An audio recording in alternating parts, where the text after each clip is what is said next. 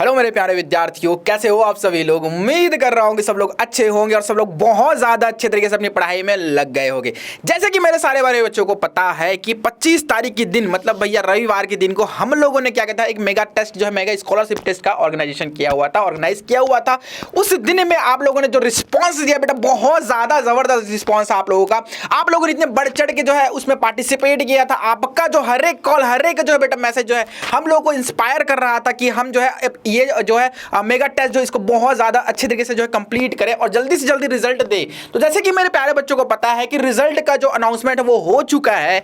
अब बच्चे हम बात करते हैं कि जो टेस्ट में जो क्वेश्चंस आए थे उन क्वेश्चंस के एक्चुअल जो आंसर है वो क्या है। हमारे जो एक्सपर्ट फैकल्टीज है अपने अपने जो है सब्जेक्ट्स के वो सारे टीचर्स यहाँ पे अवेलेबल है। वो सारे टीचर्स जो है आपसे बात करना चाहेंगे। तो रमेश सर जी, कैसा आपका जो है ये टेस्ट में जो है अनुभव रहा, बच्चे का कैसा रिस्पॉन्स है, मेरे को जानना है इसमें। बच्चे काफी इंटरेस्ट के साथ टेस्ट दिलाए हैं। हाँ। और वो उन टेस्ट को देख करके ऐसा लगा कि बच्चे इस बार काफी एक्साइटेड है और बड़े एक्साइटमेंट के साथ इस बार की एग्जाम की तैयारी बड़े ही एक्साइटमेंट के साथ वे लोग करेंगे और हमारे विशेष उनके साथ है ही।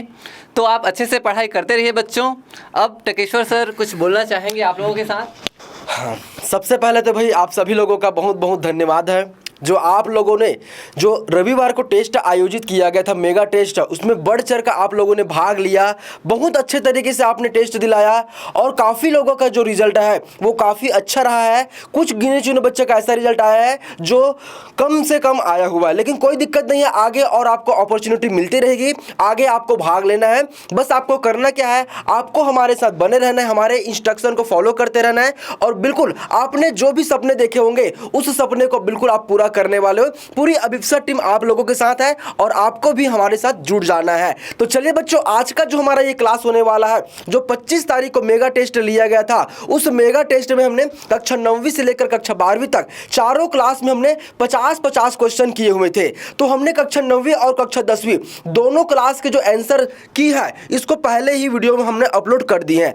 आज की इस क्लास में हम क्या करेंगे, क्लास 11th और 12th दोनों क्लास के जो आंसर की है हम वहां पर बताने वाले हैं। हम केवल आंसर नहीं बताएंगे, साथ ही साथ उसका रीजन भी बताने वाले हैं कि सर इस क्वेश्चन का आंसर यही क्यों आने वाला है। तो बने रहिए वीडियो में और लास्ट तक बिल्कुल आपको इस वीडियो को देखते रहना, ठीक है। चलिए बिल्कुल बिल्कुल सर, बिल्कुल हम लोग जो लास्ट तक सारे जो है आप चलेंगे अपने क्वेश्चन की ओर। हाँ चलिए सर, हम लोग जो फटाफट जो है अपने क्लास 11th के जो है क्वेश्चन के ऊपर जंप करते हैं। देखो बच्चे, क्लास 11th में जो पहला क्वेश्चन आया था वो यहाँ पे आपको जो है देखने को मिलेगा। पहला जो क्वेश्चन था बेटा वो क्या था, ऑक्सीकरण क्या है। ऑक्सीकरण क्या है इसके ऊपर हम लोग पहले डिस्कस करते हैं बेटा। ये जो है केमिस्ट्री का पोर्शन है, ठीक है, जो कि मेरा और आपका जो बहुत अच्छा और फेवरेट सब्जेक्ट है। तो केमिस्ट्री में जो सबसे पहला जो क्वेश्चन आया था बेटा वो क्या था, ऑक्सीकरण क्या है।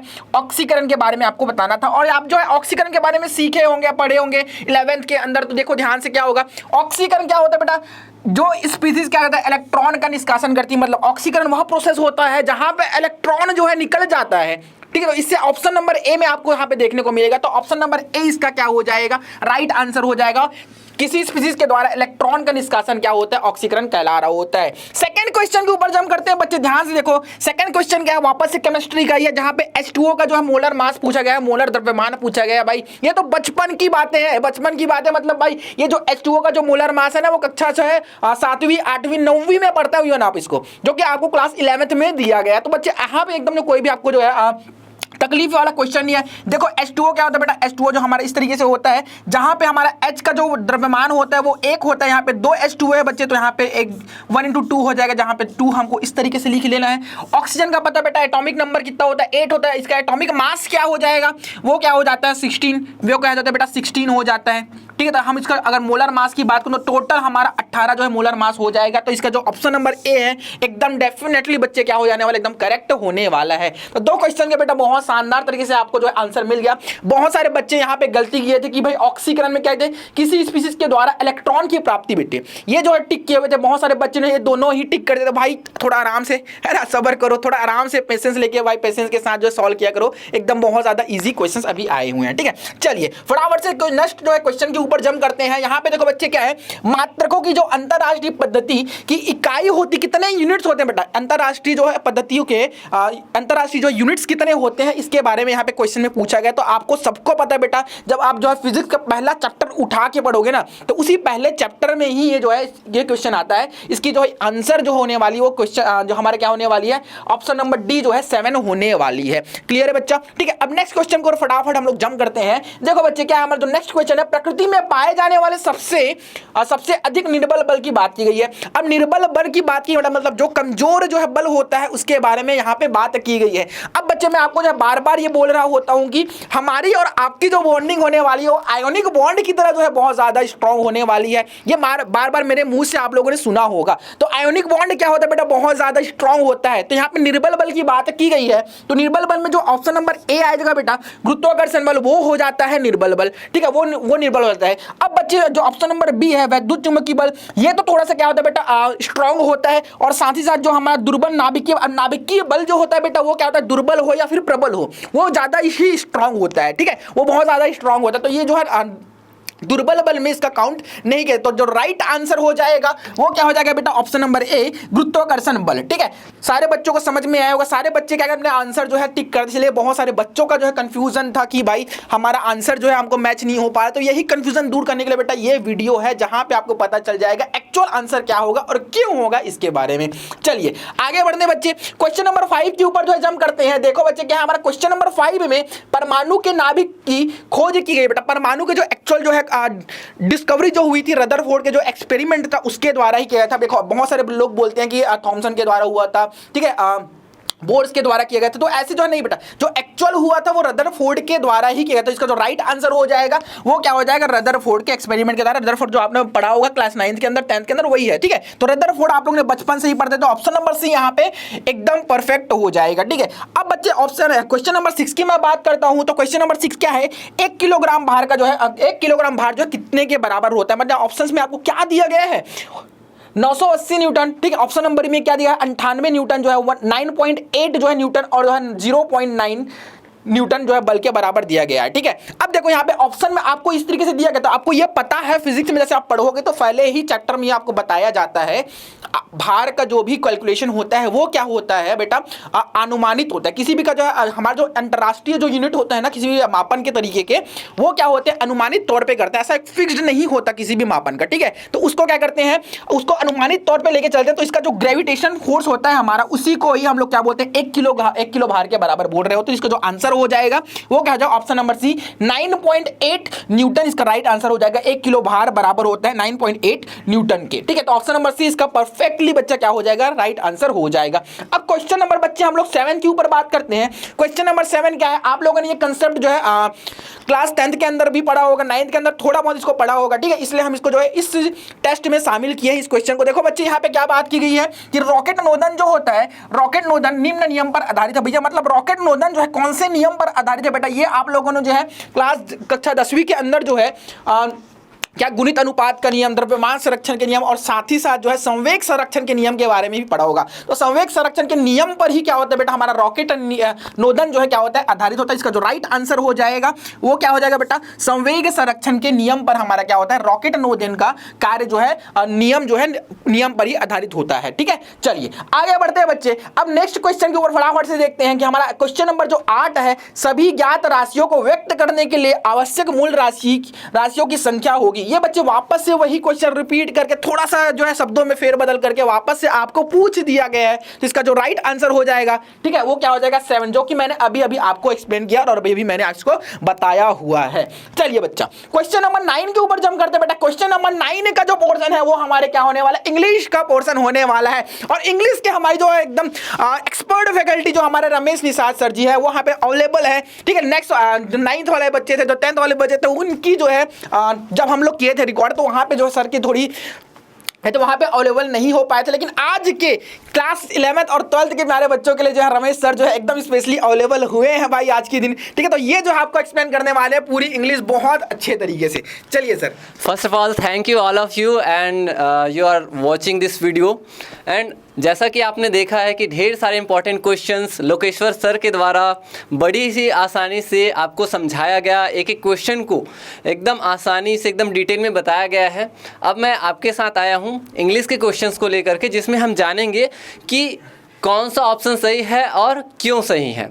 ठीक है, तो देख लेते हैं। जैसे कि देखिए क्वेश्चन नंबर 9 है, we stopped to buy blank fruits. इसमें आपके 4 ऑप्शन थे, any, much, some and many. तो इनमें से ये जो सम है वो सही क्यों होगा?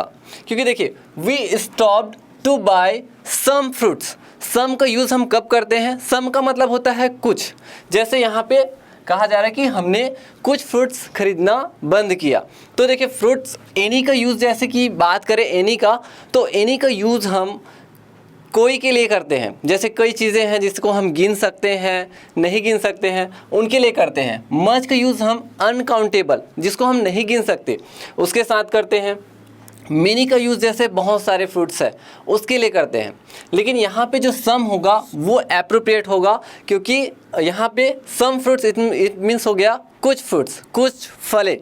ठीक है, वैसे ही क्वेश्चन नंबर 10 है, हाउ मिनट्स, हाउ उसके बाद ब्लैंक है, मिनट्स डू यू वांट। यहाँ पे देखिए हाउ के बाद आपका मच ऑप्शन है, मेनी है, फ्यू है एंड एनी है। सो इनमें से कौन सा सही होगा? तो इनमें से मेनी सही होगा। देखिए मेनी का मतलब होता है कई, मीन्स यहाँ पे हाउ मेनी हो गया मीन्स कितने हो गए।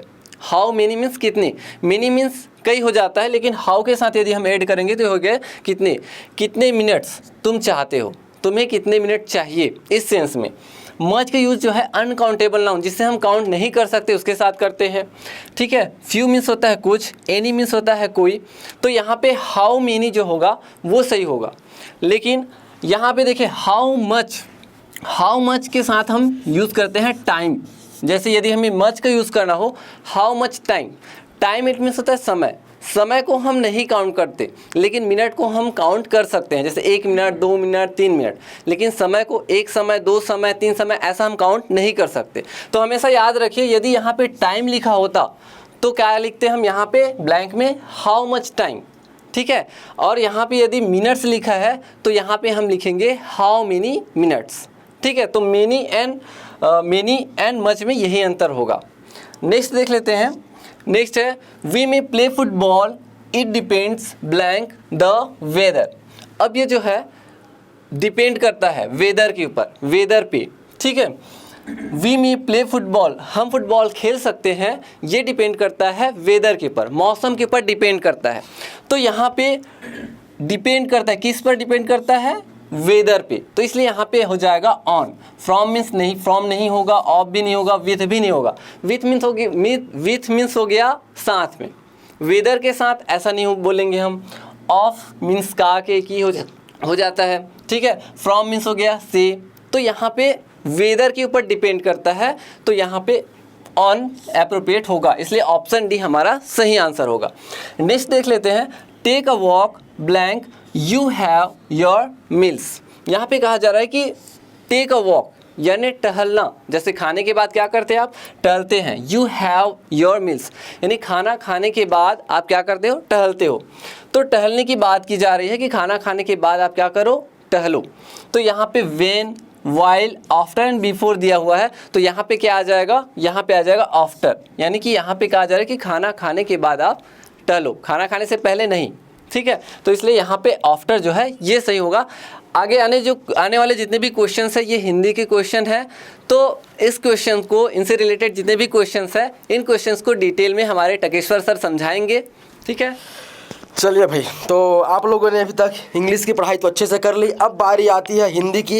हिंदी के क्वेश्चन का आंसर मैं बताने वाला हूं, साथ ही साथ हम मैथ्स के क्वेश्चन को भी करने वाले हैं। ठीक है बच्चे, चलिए देखिए, तो अगला क्वेश्चन दिया गया है क्वेश्चन नंबर 13। तो क्वेश्चन नंबर 13 क्या बोलता है, एक बार मैं इस क्वेश्चन को पढ़ना चाहूंगा। अब देखो, एक से अधिक वर्णों के मेल को क्या कहते हैं? इसमें ज्यादा कुछ एक्सप्लेन करने को है नहीं कि एक से अधिक वर्णों के मेल को हम क्या कहते हैं, सीधा सीधा हम बोल देंगे व्यंजन कहते हैं। क्या बोलते हैं बच्चे? व्यंजन बोलते हैं। कोई भी एक्सप्लेन करने वगैरह की कोई भी जरूरत नहीं पड़ने वाली है, सीधा ऑप्शन नंबर सी हमारा करेक्ट आंसर हो जाएगा, व्यंजन इज द करेक्ट आंसर। चलिए अब बढ़ते हैं क्वेश्चन नंबर 14 की ओर। तो अगला क्वेश्चन दिया गया था कि किस रस को रसराज कहा जाता है, यानी कि रसों का राजा किसे कहा जाता है बच्चे? तो आपने क्लास 9-10 में पढ़ा होगा बिल्कुल कि सर रसों का राजा ना हम श्रृंगार रस को कहते हैं, यानी कि ऑप्शन नंबर ए आपका सही जवाब होने वाला है। बहुत सारे बच्चों ने इसका करेक्ट आंसर दिया हुआ था। चलिए अब बढ़ते हैं अपने नेक्स्ट क्वेश्चन की ओर, और अगला क्वेश्चन हमारे स्क्रीन पर बिल्कुल आ चुका है, देख लीजिए। तो अगला क्वेश्चन नंबर 15 क्या बोलता है? ताप का एसआई मात्रक क्या होगा? ये छोटी क्लास का सवाल है, ये आपके लेवल का ही नहीं था, फिर भी पूछ लिया गया था कि ताप का जो एसआई मात्रक होता है सर, ये होता है केल्विन। क्या होता है? केल्विन होता है। ऑप्शन नंबर सी आपका करेक्ट आंसर हो जाएगा, कोई भी एक्सप्लेन करने की जरूरत नहीं पड़ने वाली है इसको। चलिए अब बढ़ते हैं क्वेश्चन नंबर 16 की ओर, और यहां पर पूछा गया है कि ऑक्सीजन विहीन रक्त का परिवहन करती है। ये जो है बायोलॉजी का पार्ट होने वाला है, ठीक है। तो क्या बोला गया है? ऑक्सीजन विहीन रक्त यानी कि अशुद्ध रक्त किसमें बहता है? तो आपको ध्यान देना कि सर अशुद्ध जो रक्त है ना, वो ऑप्शन नंबर बी सीरा में बहता है। अगर इसी क्वेश्चन को थोड़ा सा बदल देता कि पूछ लेता कि ऑक्सीजन युक्त जो है रक्त किसमें बहता है, यानी कि शुद्ध खून किसमें बहता है, तो आपका सही जवाब होने वाला था धमनी। यहां पर हमें पूछा गया थी अशुद्ध खून के बारे में, अशुद्ध रक्त किसमें बहता है, तो आपका सही जवाब होने वाला है ऑप्शन नंबर बी सिरा होने वाला। ठीक है बच्चे, चलिए अब बढ़ते हैं अपने नेक्स्ट क्वेश्चन की ओर, और अगला क्वेश्चन वापस से आपका बायो का पार्ट होने वाला है। ये छोटी क्लास के क्वेश्चन होने वाला। क्या पूछा गया है? आंख में प्रतिबिंब बनता है, आंख में जो प्रतिबिंब बनता है वो कहां पर बनता है? तो कौन बच्चा इसका आंसर नहीं बता पाएगा भैया? इसका आंसर होने वाला है ऑप्शन नंबर सी रेटिना में। आंख पर जो प्रतिबिंब बनता है वो कहां पर बनता है? रेटिना में बनता है। ये आपका करेक्ट आंसर होने वाला। ठीक है बच्चे, चलिए तो क्वेश्चन नंबर 18। अब क्वेश्चन नंबर 18 क्या बोलता है? उत्तल दर्पण से बना प्रतिबिंब होता है सदैव। तो उत्तल दर्पण से बना प्रतिबिंब सदैव कैसा होता है? समान आकार का होता है। कैसा होता है बच्चे? समान आकार का होता है। क्लास 9th का ये क्वेश्चन होने वाला है, जो कि आपके क्लास 11th में पूछा गया था। ठीक है, चलिए अब बढ़ते हैं अपने नेक्स्ट क्वेश्चन की ओर, और अगला क्वेश्चन आपका वापस से ये बायो का पार्ट होने वाला है, जो कि कक्षा 6वीं का सवाल होने वाला है। इसको तो पहली क्लास वाला बच्चा ही बता देगा, इतना इजी क्वेश्चन होने वाला है। क्या पूछ लिया गया है कि मनुष्य के शरीर में कितनी हड्डियां होती है? एक वयस्क के जो मनुष्य होते हैं, एक वयस्क मनुष्य के होते हैं, उनमें जो है ऑप्शन नंबर सी 206 हड्डियां पाई जाती है। ये बिल्कुल आपका करेक्ट आंसर होने वाला है कि वयस्क मनुष्य के शरीर में कितनी हड्डियां होती है? 206 हड्डियां होती है। ये ऐसा क्वेश्चन है जो कंपटीशन एग्जाम में पूछे जाते हैं। इसलिए बच्चे हमने यहां पर जो भी क्वेश्चन लिए हुए हैं वो सारे के सारे जो कंपटीशन एग्जाम की तैयारी करते हैं वे बच्चे भी इसको पढ़ते हैं। ठीक है, चलिए अगला क्वेश्चन दिया गया है question number 20, gateway of India कहाँ स्थित है? तो आप लोगों ने अगर न्यूज़ पढ़े होंगे, अगर आप टीवी देखते होंगे, तो बिल्कुल आप इसका आंसर करेक्ट करने वाले हो कि गेटवे ऑफ इंडिया कहाँ पर स्थित है। ये स्थित है मुंबई में, यानी कि ऑप्शन नंबर ए आपका करेक्ट आंसर होने वाला है। ठीक है बच्चे, चलिए तो बिना किसी टाइम वेस्ट किए अब हम बढ़ेंगे अपने नेक्स्ट क्वेश्चन की ओर, और अगला क्वेश्चन आपका आ चुका है, जीके का क्वेश्चन होने वाला है, और इसको आपने पढ़ा हुआ एसएसटी के अंतर्गत, छोटी क्लास में पढ़ा हुआ सामाजिक विज्ञान के अंतर्गत। देखो बहुत आसान सा क्वेश्चन दिया गया था कि जय जवान जय किसान का नारा किसने दिया था? भैया किसको पता नहीं है कि जय जवान और जय किसान का नारा जो है वो हमारे लाल बहादुर शास्त्री जी ने, यानी कि ऑप्शन नंबर बी आपका करेक्ट आंसर होने वाला। काफी सारे बच्चों ने इसका करेक्ट आंसर दिया हुआ था।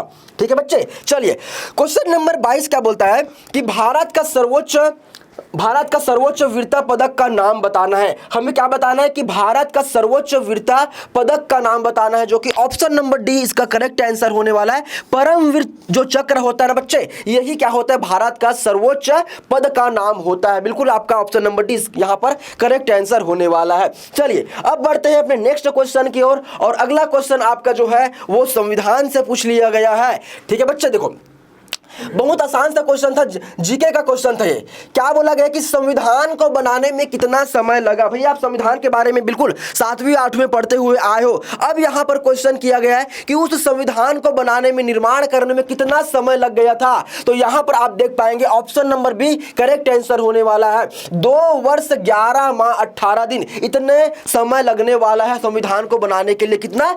2 वर्ष 11 माह और 18 दिन का समय लगा था संविधान को बनाने के लिए। अब यहां से क्वेश्चन नंबर 24 से मेरा फेवरेट सब्जेक्ट स्टार्ट होने वाला है, यानी कि मैथ सब स्टार्ट होने। भैया अब मैथ की बारी आ चुकी है। ठीक है, चलिए क्वेश्चन क्या बोलता है कि 16 की घात 3/4 का हमें मान बताना। काफी सारे बच्चों ने, लगभग 90% बच्चों ने इसका गलत आंसर दिया हुआ था, जबकि क्लास 9 का क्वेश्चन है। क्लास 9 का क्वेश्चन था, जानबूझकर मैंने इस क्वेश्चन के लिए हुआ था। ये आपके 11th के लायक ही नहीं, आपके लेवल का क्वेश्चन नहीं था, छोटी क्लास का क्वेश्चन था।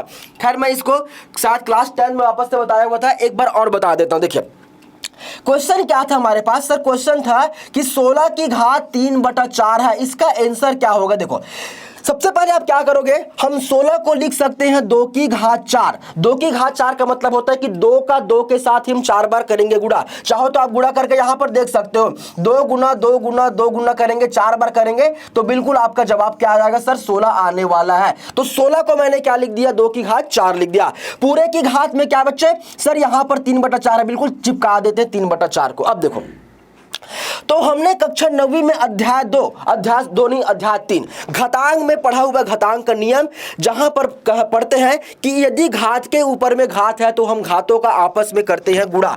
पहले मैं आधार को लिख देता हूं, उतार लिए। घात में क्या दिया, 4 दिया। अब घात के ऊपर में एक और घात था 3/4। अब घात और घात दोनों घातों को हम करेंगे आपस में गुणा। ऊपर में 4 है, अंश में 4 है और नीचे हर में 4 है, दोनों आपस में कैंसिल हो गया है। तो हमारे पास अब क्या बचा, 2 की घात 3। इसका मतलब ये होता है कि 2 का 2 के साथ ही आपको करना है गुणा। 2 तिया 6 करके आपको आंसर 6 नहीं निकालना है। आप क्या करेंगे, 2 का 2 के साथ ही 3 बार करेंगे गुणा, घातांक का नियम लगता है। तो 2 बार गुणा किए तो 4 आया, फिर वापस से एक बार गुणा करेंगे तो बराबर 8 आने वाला। बिल्कुल आपका correct answer option number B होने वाला है। कोई भी दिक्कत नहीं थी इस क्वेश्चन में। यहां पर मैं इसको एक्सप्लेन किया हूं, इसलिए मेरे को पेन उठाने की जरूरत पड़ गई। अगर मैं इस क्वेश्चन को बनाता ना तो माइंड में ही कैलकुलेट कर देता, इतना इजी सा क्वेश्चन आया हुआ था। ठीक है बच्चे, चलिए बिल्कुल इस क्वेश्चन को आप नोट डाउन कर सकते हो, चाहे तो आप इसको स्क्रीनशॉट लेकर भी रख सकते हैं। ठीक है, चलिए अब बढ़ते हैं अपने नेक्स्ट क्वेश्चन की ओर। और ये क्वेश्चन जो है वो आपका क्लास 10th का होने वाला अनुपात और समानुपात से लिया गया क्वेश्चन था। क्या पूछा गया था सर कि 8:25 समानुपात 56:1 में 1 का हमें मान बताना है। बहुत सारे बच्चों ने इनका जो है करेक्ट आंसर दिया हुआ था। अब हम चलिए इसको सॉल्व करते हैं कि हम x की वैल्यू कैसे निकालेंगे। देखिए सबसे पहले आपने छोटे क्लास में कक्षा 6 में पढ़ा हुआ है कि अनुपात का मतलब होता है बटा। तो हम यहां पर लिख देंगे, अनुपात की जगह मैंने लिख दिया बटा। फिर नीचे में क्या आ जाएगा, चलिए बोलिए सर, यहां पर आ जाएगा 25 को लिख दिया। चलिए अब इसके बारे में भी हमने पढ़ा हुआ है कि ये 4 बिंदु जो दिख रहे हैं ना, ये 4 बिंदु क्या कहलाते हैं, समानुपात का चिन्ह कहलाते हैं। और इसका मतलब होता है बराबर। हम यहां पर बराबर का चिन्ह लगा दिए। फिर क्या दिया, 56 दिया है, तो 56 को हम यहां पर उतार लेते हैं। ठीक है, वापस से वही कहानी की सर ये 2 बिंदु का मतलब होता है अनुपात, और इसको हम गणितीय रूप में बटे के रूप में भी लिखते हैं। ठीक है, फिर नीचे में क्या लिखा जाएगा, ये 1 से लिखा जाएगा। इसको सॉल्व करेंगे और x की वैल्यू हम फाइंड आउट करेंगे। देखो कैसे, अब मैं ऊपर से ऊपर को काट दूंगा, 8 एकम 8 और ये 8 सत्ते हो जाएगा 56। x का गुणा मैं तिर्यक गुणा करूंगा 1 के साथ, तो ये हो जाएगा 1 से बराबर। 25 का गुणा अगर मैं 7 से करूंगा तिर्यक गुणा, तो 25 सत्ते होता 175। आपका आंसर आ चुका, ऑप्शन नंबर बी करेक्ट हो जाएगा। ऑप्शन नंबर बी 175 आपका सही जवाब होने वाला। इजी सा क्वेश्चन पूछा गया था, क्लास 10th का ये क्वेश्चन था। ठीक है, चलिए हाँ, अब ये क्वेश्चन अच्छा क्वेश्चन है। देखो 9,000 रुपए का 12% की दर से 3 महीने का हमें साधारण ब्याज यानी कि सिंपल इंटरेस्ट यहां पर फाइंड आउट करना है। बहुत सारे बच्चों ने इसका गलत आंसर दिया हुआ था, जबकि ये क्लास 9 से लिया गया क्वेश्चन था। मैं इस क्वेश्चन को खुद सेट करने वाला हूं। और इस क्वेश्चन को कहां से लिया गया था, क्लास 9 से लिया गया था। बच्चे कई बार क्या सोच रहे थे कि सर अभी तो हमारा स्कूल खुला नहीं हुआ है, तो हम 11वीं का टेस्ट कैसे दिलाएंगे। भैया मैंने पहले ही कह दिया था कि आप भले 11वीं का टेस्ट दिलाओगे, लेकिन 11वीं का क्वेश्चन आ ये जरूरी नहीं है, ये आपके प्रीवियस ईयर के नॉलेज को जांचने के लिए था, यानी कि आप छोटी क्लास में जो भी पढ़े हुए थे उसको जांचने के लिए था। और यहाँ पर साक्षात उदाहरण भी दे सकते हैं। आप कक्षा 11वीं के स्टूडेंट हो और यहाँ पर आपको कक्षा 9वीं का सवाल हल करने के लिए मिल रहा है। चलिए कोई दिक्कत नहीं, इसको सॉल्व कर लेंगे। देखो तो सबसे पहले यहां पर आपको सिंपल इंटरेस्ट यानी कि साधारण ब्याज का फॉर्मूला पता होना चाहिए, जो कि होता है मूलधन यानी कि प्रिंसिपल, फिर होता है दर यानी कि रेट, फिर होता है समय यानी कि टाइम। ठीक है बच्चे, फिर बटे में हम लगाते हैं ये 100। इस फॉर्मूले में हम वैल्यूज पुट करेंगे, कैलकुलेट करेंगे और हमारा आंसर आ जाएगा। सबसे पहले देखो यहां पर पी यानी कि प्रिंसिपल मतलब कि हमें मूलधन की जरूरत पड़ने वाली है, और ये जो 9000 रुपए है ना, यही बच्चे आपका मूलधन होगा, प्रिंसिपल होगा। ठीक है, यहां तक की कहानी क्लियर है सर।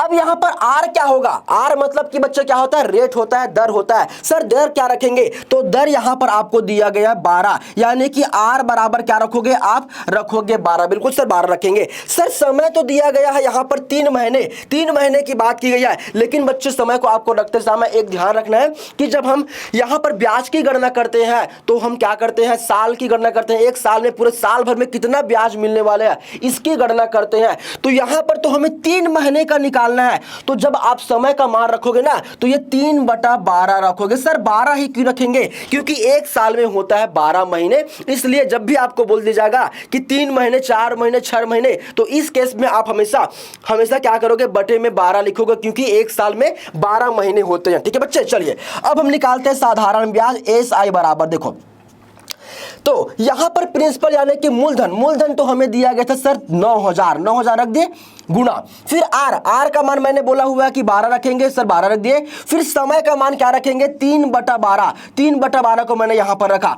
बटे में अभी भी देखो 100 है, 100 को बिल्कुल भूलना नहीं है सर, 100 को रख दिए। ये 20 से 20 कैंसिल हो गया, तो हमारे पास बचा क्या? ये 12 से 12 भी आप कैंसिल कर सकते हैं, कर दिए। 90 गुना 3, ये 90 गुना 3 बचा हुआ है, 9 तिया होता है 27, यानी कि 270 रुपए ब्याज मिलने वाला है। कितना? 9000 में 270 रुपए ब्याज मिलने वाले पूरे 3 महीने बाद, यानी कि ऑप्शन नंबर सी आपका करेक्ट आंसर होने वाला है। ये इजी सा क्वेश्चन होने वाला है, ये क्लास 9th का क्वेश्चन था। ठीक है बच्चे, कोई भी अगर दिक्कत आ रही होगी तो बिल्कुल कमेंट बॉक्स आपके लिए ही बना हुआ है, कमेंट करना है और अपने समस्या का समाधान पाना है यहाँ पर। चलिए बढ़ते हैं अपने अगले क्वेश्चन की ओर। और अगला क्वेश्चन जो दिया गया है ये साइंस के अंतर्गत भी पढ़ते हो और इसको आप मैथ्स के अंतर्गत भी पढ़ते हो। ये मोस्ट इंपॉर्टेंट क्वेश्चन होने वाला है, कक्षा 7वीं का प्रश्न होने वाला है। क्या पूछ लिया गया है कि एक साइकिल है, वो जो साइकिल है 240 किलोमीटर की दूरी 8 घंटे में तय करती है, तब हमें साइकिल की चाल बताना है। ये आपके लेवल का ही नहीं था क्वेश्चन, इतना इजी सा क्वेश्चन आ गया था। देखो चाल निकालना है, तो चाल का फॉर्मूला क्या होता है सर? तो चाल बराबर होता है दूरी बटा समय। चाल बराबर क्या होता है सर? दूरी बटा समय होता है। हमें तो चाल ही ज्ञात करना ना, चाल को हम इंग्लिश में बोलते हैं स्पीड। तो एस बराबर देखो दूरी यानी कि डिस्टेंस हमें दिया गया था 240 किलोमीटर, तो 240 को मैंने यहां पर रखा। बटे में क्या आएगा? समय कितना दिया था? 8 दिया था, तो 8 एकम 8 और ये 8 तिया 24, तो स्पीड यानी कि चाल बराबर क्या मिला? 30। ये किस में दिया था? किलोमीटर में दिया था, और समय किस में दिया था? घंटे, यानी कि ये हो चुका आर में। ठीक है, तो 30 किलोमीटर प्रति घंटा ये आपका करेक्ट आंसर होने वाला है। देख लीजिए कि कौन सा ऑप्शन में दिया है, तो ऑप्शन नंबर बी यहां पर आपका सही जवाब होने वाला है। 30 किलोमीटर प्रति घंटा ये हो जाएगी उस साइकिल की चाल। ठीक है बच्चे, चलिए हाँ ये क्वेश्चन देखो, ये एक ऐसा क्वेश्चन होने वाला है जो सभी क्लास में पूछा गया था। चारों क्लास में इस प्रश्न को पूछा गया था कि एक घन की जो भुजा है वो 8 मीटर है, तो हमें उस घन का आयतन को ज्ञात करना है। देखिए बच्चे, तो घन की हमें एक भुजा का मान दिया गया 8 मीटर दिया गया। कितना दिया गया सर? 8 मीटर दिया गया। हमें उस घन का आयतन निकालना, क्यूब निकालना है, तो कुछ मत करो, a का क्यूब निकाल लो, 8 का क्यूब निकाल लो, मतलब कि 8 का 8 के साथ ही कर दो 3 बार गुणा। कोई बच्चा 8 या 24 करके आंसर 24 मत निकाल देना, गलत हो जाएगा। तो 2 बार गुणा करेंगे सर, ये हो जाएगा 64। फिर 64 का गुणा हम करेंगे 8 से, यानी कि 512 बस आपका आंसर नहीं होगा, इसका मात्रक लिखना जरूरी है।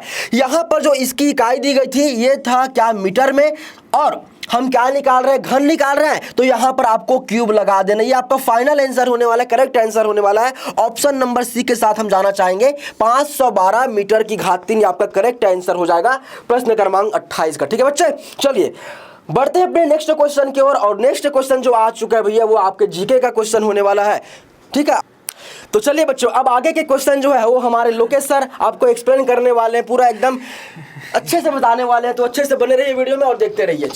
चलिए बच्चा, तो अपन का जो नेक्स्ट वाला जो क्वेश्चन है बेटा, क्या है 29 नंबर का जो क्वेश्चन है उसको ध्यान से पढ़ना है और ध्यान से समझना है। सारे मेरे छत्तीसगढ़ वाले बच्चे हैं, ठीक है, सारे बच्चों को पता है कि भाई छत्तीसगढ़ी का एक क्वेश्चन तो बनता ही बनता है इस टेस्ट में है। तो छत्तीसगढ़ी का जो क्वेश्चन है बेटा ध्यान से देख लो, वो क्या है, उब जाने के लिए छत्तीसगढ़ी में कौन सा पर्यायवाची शब्द जो है उपयोग में लाया जाता है, उस कौन सा ऐसा शब्द है जिसको हम लोग उब जाने के तौर पर यूज करते हैं। अब बच्चे अगर छत्तीसगढ़ी वाले बच्चे हो तो सारे बच्चे जो है कमेंट सेक्शन में हाँ सर एक हार्ट बना दीजिएगा, एक हार्ट बना के इसमें छत्तीसगढ़िया लिख दीजिए, मैं समझ जाऊंगे सारे मेरे प्यारे बच्चे छत्तीसगढ़िया वाले और सब अपने जो है स्टेट से प्यार करते हो। देखो बच्चे, इसका जो क्वेश्चन पूछा गया है वो क्या है, उब जाने का छत्तीसगढ़ी पर्यायवाची शब्द पूछा गया है। उब जाने का मतलब होता है बोर हो जाना, ठीक है, कोई चीज से करते करते आप जो उब जाते हो ना, बोर हो जाते, उसी को ही बोलता है। उसकी छत्तीसगढ़ी जो मतलब होती है वो होता है अस्कट लगना। जो आप बोलते हैं ना भाई कि कभी कभी बोलते हैं ना कि कई बच्चे जो होते हैं कभी कभी कुछ काम करते रहते हैं, बोलता है भाई अरे मैं ये नहीं करूंगा, है ना, मेरे को अस्कट लग गए।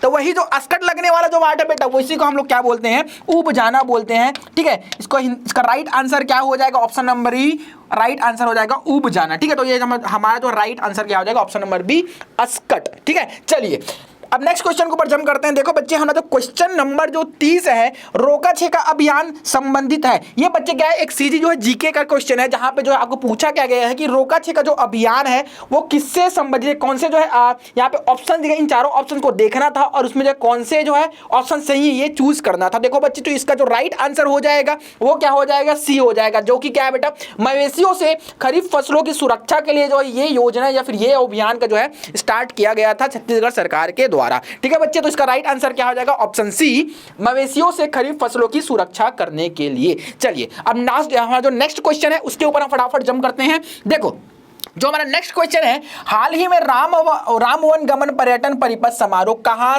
आयोजित किया गया है। और ये क्वेश्चन बेटा आपको हर एक क्लास में देखने को मिलेगा, क्योंकि ये बहुत ज्यादा इंपॉर्टेंट क्वेश्चन है, जो कि आपने कभी सुना भी होगा, न्यूज के अंदर है, न्यूज अगर देखते हो तो न्यूज में सुना भी होगा। अगर आप पेपर पढ़ रहे होगे तो उस पेपर में ये क्वेश्चन आया था कि भाई राम जो है वन गमन पर्यटन परिपथ समारोह जो है कहां पे हुआ था। तो इसको राइट आंसर हो जाएगा वो क्या है, चंदखुरी रायपुर में हुआ था बेटा। इसका राइट आंसर क्या है, चंदखुरी, ठीक है। चलिए अब जो हमारा जो क्वेश्चन नंबर 32 जो है, हॉकी के खेल में कितने खिलाड़ी होते हैं बच्चे। ये क्वेश्चन जो है क्लास 10th के अंदर भी पूछा गया था कि हमारा जो राष्ट्रीय खेल होता है वो कौन सा है। तो सारे बच्चों ने बहुत अच्छे से इसका आंसर दिया था।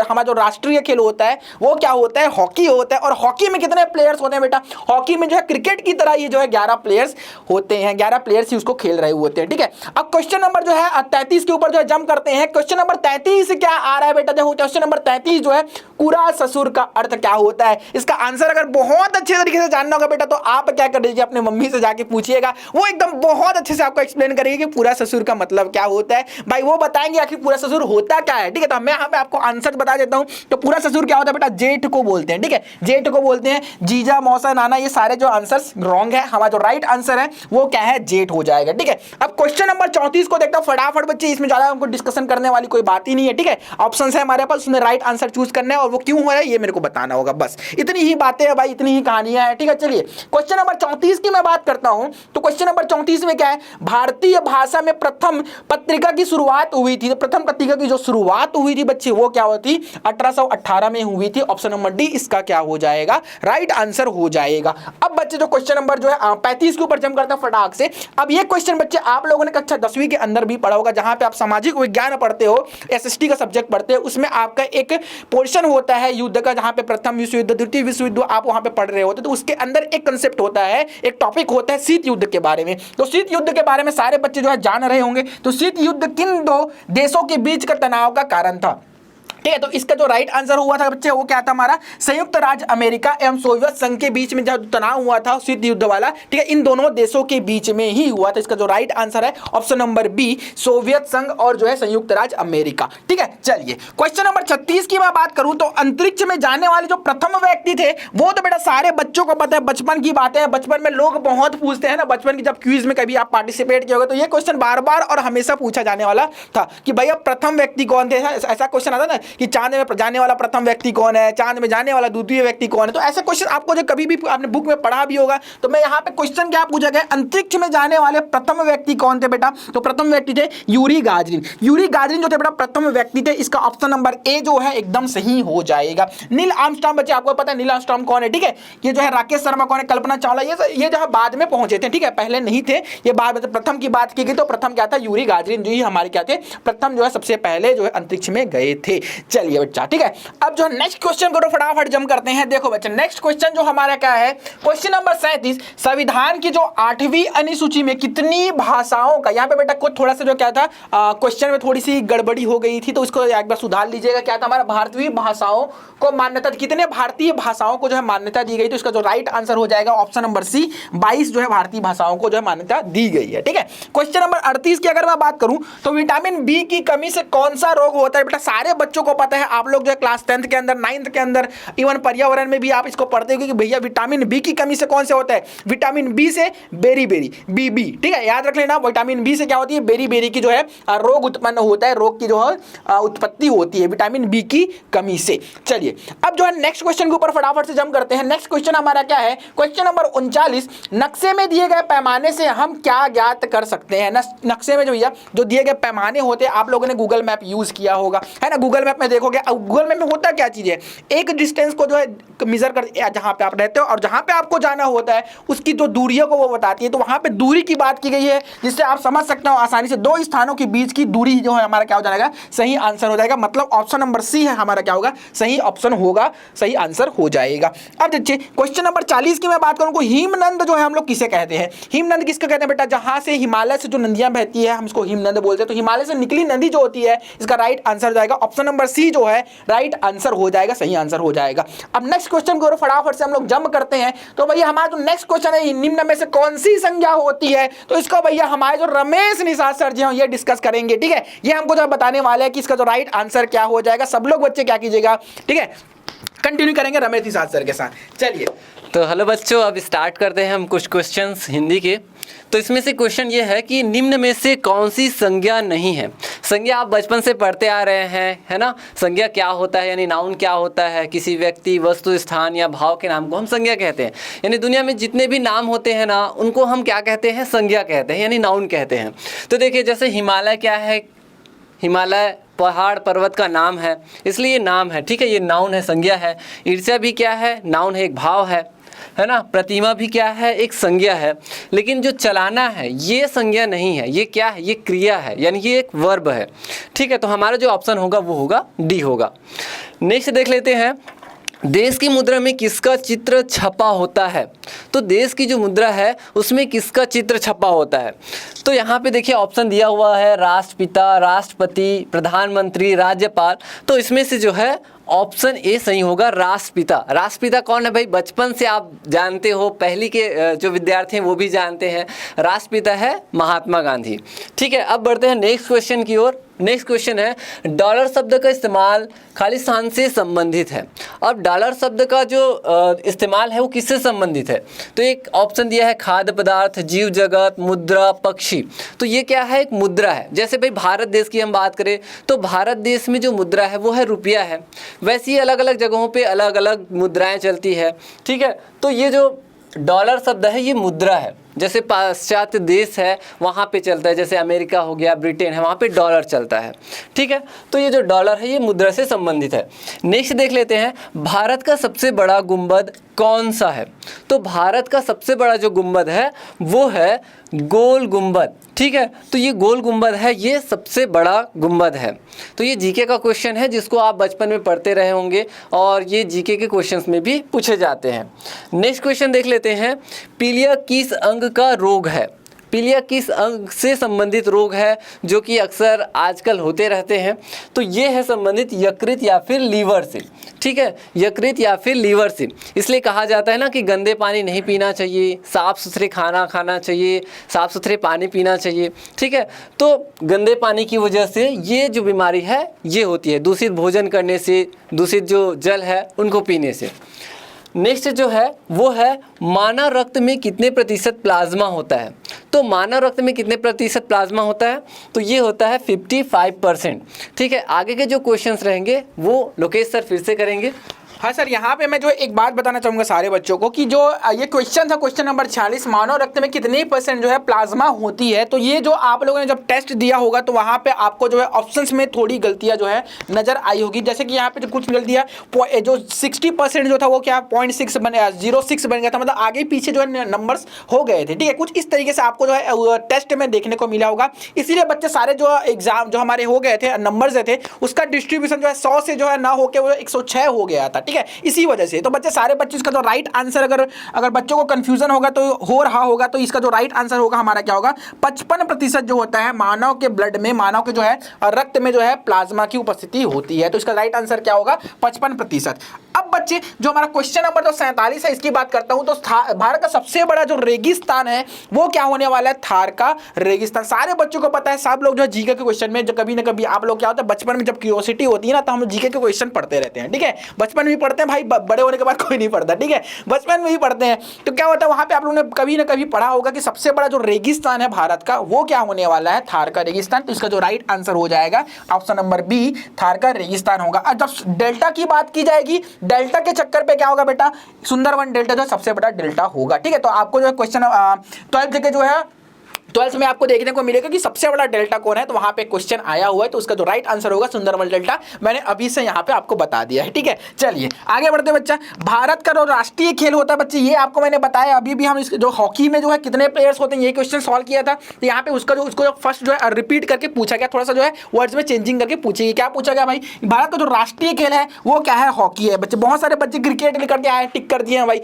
बहुत सारे बच्चों का जो आंसर मैंने देखा हुआ है, तो वहां पे बच्चों क्या किया है, क्रिकेट को टिक किया। भैया क्रिकेट कैसे, मैं मानता हूं क्रिकेट ज्यादा लोकप्रिय है, लेकिन जो राष्ट्रीय खेल है वो हमारा क्या है, हॉकी है। चलिए आगे बढ़ते हैं बच्चा। क्वेश्चन नंबर 49 की मैं बात करूं तो इनमें से सबसे अधिक जो है, सबसे जो लोकप्रिय सोशल मीडिया कौन सी है। सारे बच्चे इंस्टाग्राम का यूज कर रहे होंगे, सारे बच्चे जो है इंस्टाग्राम का यूज करते हैं, है ना। तो सबको लगता है कि भाई इंस्टाग्राम ज्यादा फेमस है, ज्यादा जो है प्रसिद्ध है, लेकिन ऐसी बात नहीं है बच्चे। ठीक है, ऐसी बात नहीं है। हमारा जो सबसे ज्यादा फेमस, सबसे ज्यादा प्रसिद्ध जो सोशल मीडिया है वो हमारा क्या है, फेसबुक है। क्या बच्चा, फेसबुक जो राइट आंसर हो जाएगा option number B, Facebook. Hrithik Roshan और प्रीति जिंटा स्टारर इस फिल्म में जादू नामक एलियन को दिखाएगा। बेटा जो प्रीति जिंटा और जो ऋतिक रोशन हीरो जिसमें थे, हीरोइन हमारी क्या थी भैया, प्रीति जिंटा थी। उनके जो स्टारर एक मूवी थी उसमें जादू नाम का जो है एक एलियन का जो है दर्शाया गया है। तो वो कौन सी मूवी है ये पूछा गया। तो सारे बच्चों को पता भाई, बचपन में सारे लोगों ने देखा हुआ भाई, जादू मूवी है ना, जादू सारे लोगों ने देखा होगा। उसका जो कुछ और पार्ट्स आ चुके हैं। ठीक, उसका राइट आंसर क्या हो जाएगा बेटा, राइट आंसर जो हमारा हो जाएगा ऑप्शन नंबर बी,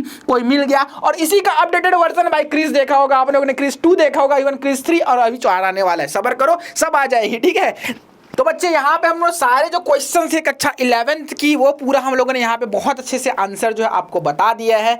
अब बच्चे ये वीडियो जो है हम लोग यहीं पे खत्म करते हैं। क्यों बच्चे, क्योंकि ये वीडियो का जो लेंथ है वो काफ़ी ज़्यादा बड़ा हो गया। तो हम जो कक्षा 12वीं वाले जो कोई टेस्ट का जो क्वेश्चन थे उसको हम लोग नेक्स्ट वीडियो में जो है डिस्कस करेंगे। तो अभी के लिए बेटा ये जो वीडियो हम लोग यहीं पर समाप्त करते हैं। Bye bye.